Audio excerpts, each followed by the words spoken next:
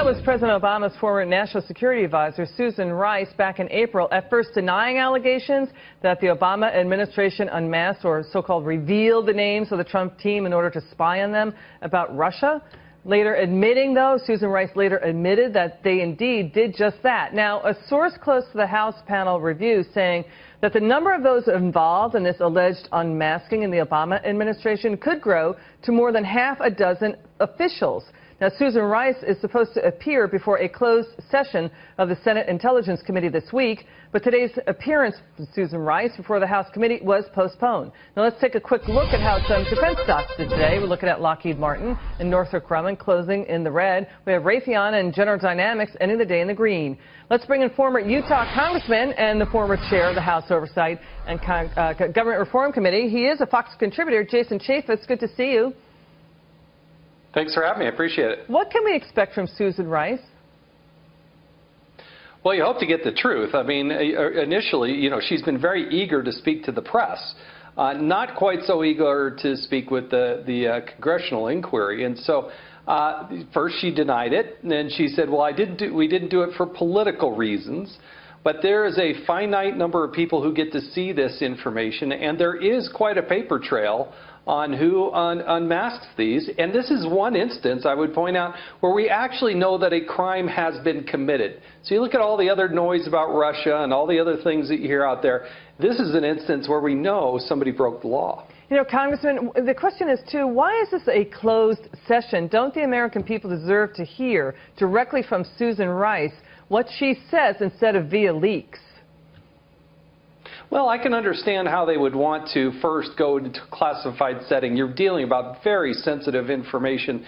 The process by which it goes through is very sensitive into itself. But I do hope that the culmination at some point is a public hearing or a public report, whether it be the Inspector General or the committee itself, where we get to understand who did what and how. And this is also a precursor to a bigger problem the intelligence community is going to have, because that reauthorization for the program has to come up later this year.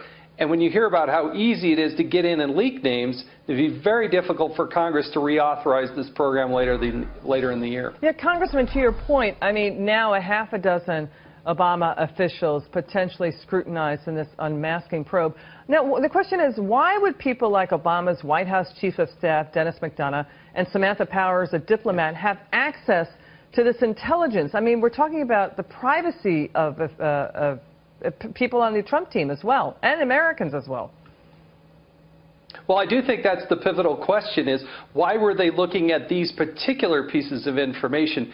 There is so much information out there, and these two people, Samantha Powers and Susan Rice, given their level of, they have one of the highest security clearances you can have.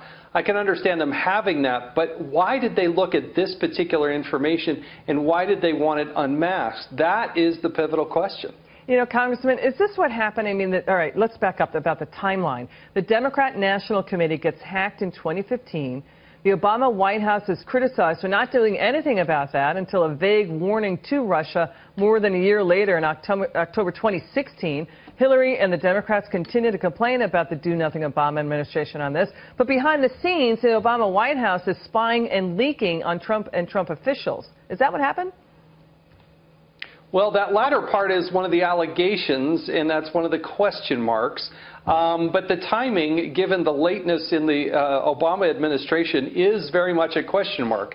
I think the other big question mark, we're getting a little bit off topic, but when Jeh Johnson, the Homeland Security Secretary, goes to the Democratic organization and says, we believe there's been a hack, we want to help, and Debbie Wasserman Schultz, or at least that organization over there, and the Democrats kind of puts out their stiff arm and says, we don't need, any help. Don't come and look at this.